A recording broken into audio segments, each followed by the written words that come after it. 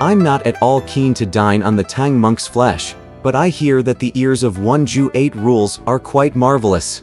Why don't you cut them down and fix them up as appetizers for my wine?" Startled by what he heard, 8 rules said, "Plague on you. Did you come here to cut down my ears?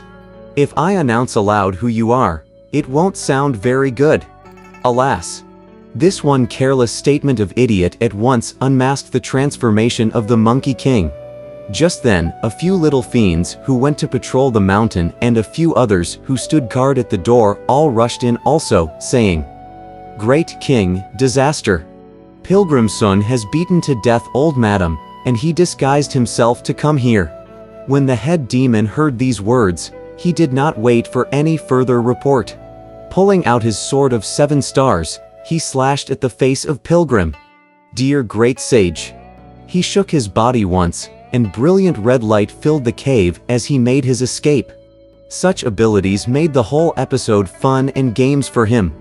For truly he had mastered the secret. Coming together he took on form, but dispersing he became ether. So shaken were the inhabitants of the cave that the old demon's spirit left him, and the various monsters bit their fingers and shook their heads. "Brother," said the old demon, "take the Tang monk, Sha monk, 8 rules, the white horse, and the luggage, take them all, and return them to Pilgrim Sun. Let's shut the door on conflict." "What are you saying, elder brother?" said the second demon. "You have no idea how much effort I spent in devising this plan to bring back all those monks. And now, intimidated by Pilgrim Sun's trickery, you want to return them to him unconditionally.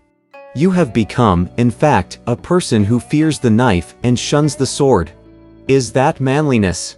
Sit down and don't be afraid. I heard you say that Pilgrim Sun had vast magic powers. Though I met him, I have yet to wage a contest with him. Bring me my armor. Let me fight 3 rounds with him. If he can't defeat me in those 3 rounds, the Tang monk is still our food. If I can't prevail against him in those 3 rounds, there's still time then for us to return the Tang monk to him." The old demon said, "You are right, worthy brother." He ordered at once for the armor to be brought out. After the various fiends hauled out his armor, the second demon suited up himself properly and walked out the door, holding the treasure sword. "Pilgrim Sun," he cried, "where have you gone to?" At the time, you see, the great sage had already reached the edge of the clouds. When he heard his name called, he turned quickly and saw that it was the second demon. "How is he dressed?" you ask. "He wears a phoenix helmet whiter than snow, and an armor made of bright Persian steel. The belt on his waist is dragon's tendon. Plum flower-shaped gaiters top his goat skin boots. He seems the living lord of libation stream. He looks no different from mighty spirit. He holds in his hands the sword of 7 stars. Stern and imposing in a towering rage." "Pilgrim Sun," cried the second demon, "give us back quickly our mother and our treasures. I'll let you and the Tang monk go to acquire scriptures." Unable to contain himself any longer, the great sage roared, "This impudent monster! You've made a mistake in thinking that your Grandpa Sin will let you go so easily. Return at once my master, my younger brothers, the white horse, and our luggage, and give us, moreover, some travel money for us to take on our road to the west. If half a no leaks through your teeth, you might as well hang yourself with rope. That'll save your grandpa from having to raise his hands." When the second demon heard these words, he leapt up to the clouds swiftly and stabbed with the sword. Pilgrim met him face to face with the uplifted iron rod, and it was some battle between the two of them in midair. The chess master finding his match. The general meeting a good warrior. Finding his match, the chess master can't suppress his joy. Meeting a good warrior, the general must apply himself. When those 2 divine fighters come together, they seem like tigers brawling on South Mountain, or dragons striving in North Sea. As dragons strive, their scales sparkle. When tigers brawl, teeth and claws strike madly. Teeth and claws strike madly like silver hooks. and sparkling scales upturned like iron leaves. This one, all in all, uses 1,000 ways to attack. That one back and forth. Does not let up for half a moment. The golden hooped rod is only 3/10 of an inch from the head. The 7 stars sword, poised at the heart, needs only one thrust. The imposing air of this one chills the Great Dipper. The angry breaths of that one menace like thunder. The two of them fought for 30 rounds, but no decision was reached. Secretly delighted, Pilgrim said to himself, "This lawless monster does manage to withstand the iron rod of Old Monkey. But I have already acquired 3 of his treasures. If I continue to fight bitterly like this with him, won't it just delay what I want to do? Perhaps I should use the gourd or the pure vase to store him up." He then thought further. No good. No good. The proverb says each thing has its master. If I call him and he doesn't answer, it will just defeat my purpose. Let me use the yellow gold rope to lasso his head. Dear great sage. He used one hand to wield his iron rod while his other hand whipped out the rope and lassoed the demon's head. The demon, however, knew a tightrope spell and a loose rope spell. If the rope had bound another person, he would recite the tightrope spell and that person would not be able to escape. But if the rope had been fastened on one of his own, he would recite the loose rope spell and no harm would come to the person. When he saw, then, that it was his own treasure, he recited at once the loose rope spell. The rope loosened itself and he came out of the noose. Taking the rope, he threw it at Pilgrim instead, and it caught hold of the great sage instantly.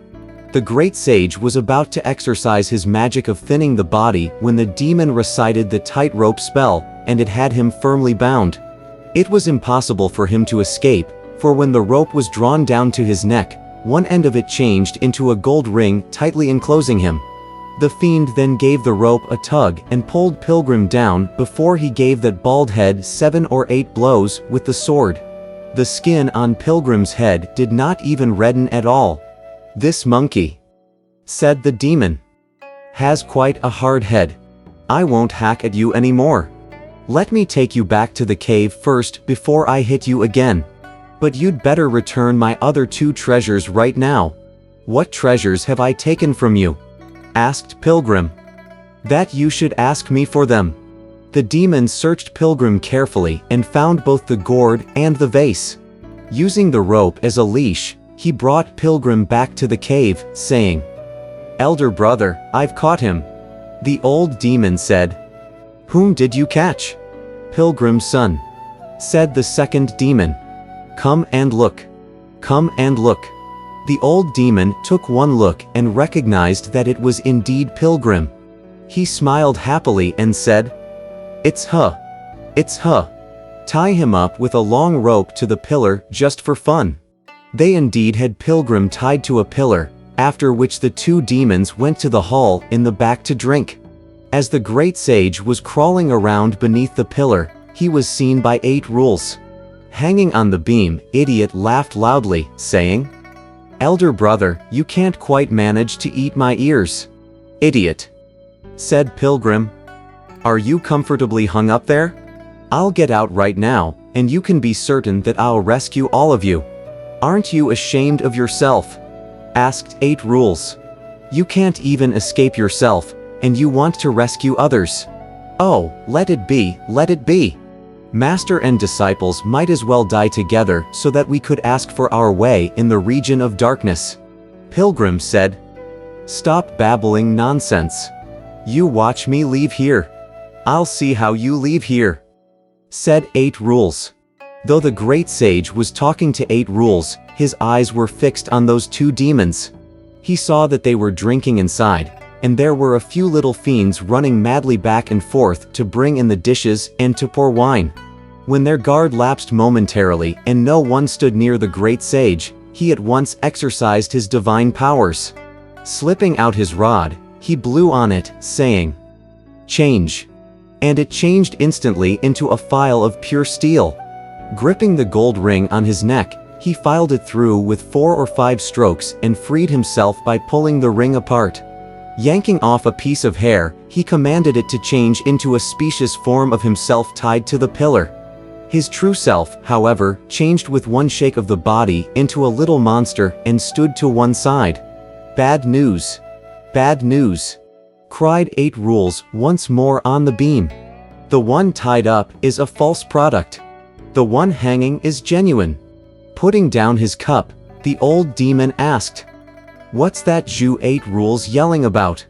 Pilgrim, who had changed into a little monster, went forward to say, "Ju 8 Rules is trying to persuade Pilgrim Sun to escape by transformation, but Sun isn't willing.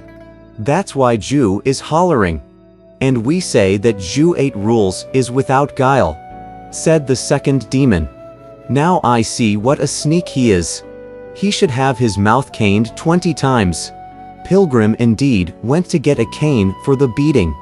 "You'd better hit me lightly," said 8 Rules. "If the strokes are even slightly heavy, I'll yell again that I recognize you." Pilgrim said, "It's for the sake of all of you that Old Monkey has undergone the transformation. Why did you have to let the truth leak out? All the monster spirits of this cave can't recognize me. Why does it have to be you who can recognize me, though you have changed your features?" said 8 Rules. "Your ass hasn't been changed. Aren't those 2 patches of red still on your buttocks? That's why I can recognize you." Pilgrim slipped out to the kitchen and wiped some soot off the pots to blacken his buttocks before returning to the front.